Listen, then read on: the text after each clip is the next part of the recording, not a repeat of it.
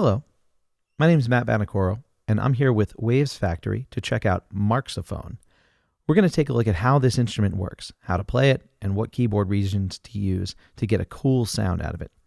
The Marxophone is kind of like a fretless zither. It's played with a system of metal hammers. You've got the ability to strum some chords with our left hand in this purple region here, and the ability to play some individual notes with the right.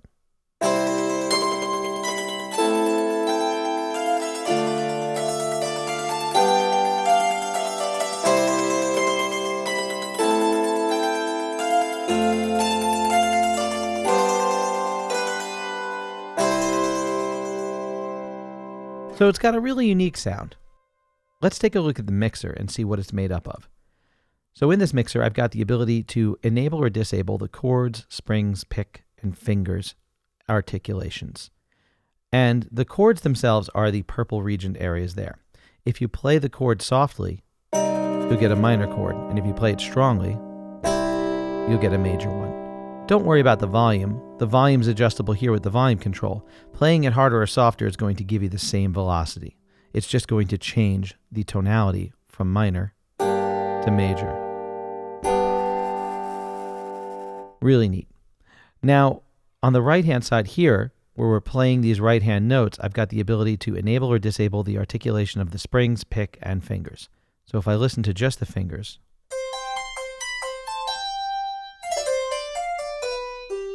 a bit of that mechanical noise is gone. If I add in the pick,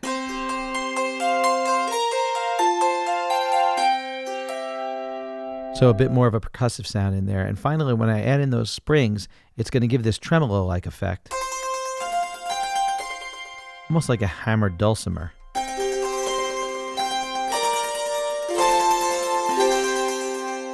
And of course, a lot of sounds going on there. Now, the stereo width down at the bottom is adjustable on any of those articulations. I can keep the full stereo width. I can ratchet it down to mono a little bit, and I can even invert the stereo phase right there. And you can see right there on the left-hand side the value as I adjust it. So again, we're going to this 0 width at full mono, and now swapped stereo phase. That allows you to deal with any potential phasing issues or change the perspective of the player if you'd like. Now I can listen to any of those individual articulations by simply soloing it. So if I want to hear the springs, I don't have to disable everything else. I can just quickly solo it or quickly mute an articulation. And of course, you can spread out the pan of those articulations as well, so you can really create a nice stereo field.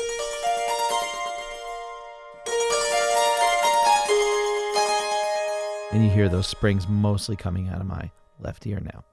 Let's put everything back to normal though. And perhaps we'll lower the volume of those tremolo strings just a little bit. Now, with the effects, you can put effects separately on every articulation and also put them on the master bus. So if you wanted to get a bit of a chorus effect just on the fingers, you could go ahead and do that. And have the repetitions of the springs be unaffected by the chorus.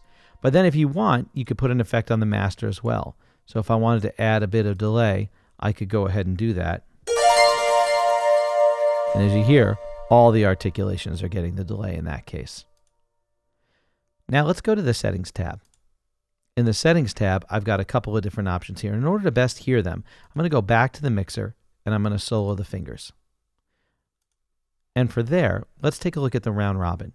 The round robin is basically rotating through 4 different sets of samples for each individual note. So if I put 1 time, you're only going to hear 1 sample repeated over and over. The same exact sample.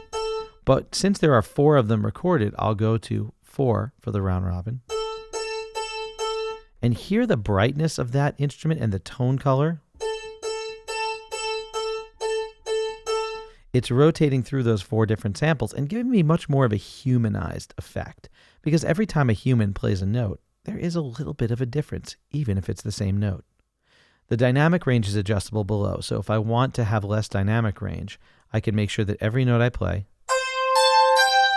is exactly the same volume, or give it full dynamic range and be able to play softly and hard. Now, in addition to the dynamic range, I can adjust the volume and the articulations by adjusting this velocity curve. The velocity curve will allow me to compensate for my different MIDI controllers I might use. So if I find that I'm not getting those buzzy sounds, and I want to get them more, and I want to get the effect of the buzzing of the instrument, I can adjust the curve to favor the high-end ones a little more. Or I can adjust it to avoid that if I don't like the buzziness. In fact, I can even reduce the maximum MIDI velocity so that I never get there, no matter how hard I play. See that? I hit it pretty hard, pretty loud, and I never got the cool overmodulated buzzy effect. And now I did. So it's something you want to think about to compensate for your MIDI controller if you want to get that effect more to make it sound more authentic, or if you want to reduce that effect because you want to hear a little bit more of the traditional instrument type sound. Now, the springs release, of course, in order to hear that, we're going to have to get them springs going again. So let's do that. And now, when I let go, you hear that little sound. Sounds like someone dropped a penny on a piano string. If we can increase that, you'll hear that artifact a little more. Ready? I'll let it go. You hear it a little more. So we've got that element, and there's also the mechanical noise behind it. So if I raise that up, wow, what a mess when I let go. Things are really happening there. Sounds like a robotic instrument, but I can, of course, take that completely out. Now when I let go, just the string volume, not the mechanical noise. So again, if I raise that string volume, take away the mechanical noise, you'll hear the pitched element. When I let go, sounds like I ran my fingers along those empty strings. Very, very cool that we can adjust that. And finally, we can adjust the envelope for all of these things. So with the chords, if I want to adjust the articulation of the chords and change it so that I don't get that strong attack strum sound, there you go. And the release as well. And of course, I can click on the word chords to pick what it is I'm adjusting. So if I want to adjust the picked sound, slow down the attack, or get more of the picked sound in there, all available to you. So you can shape the sound of this instrument.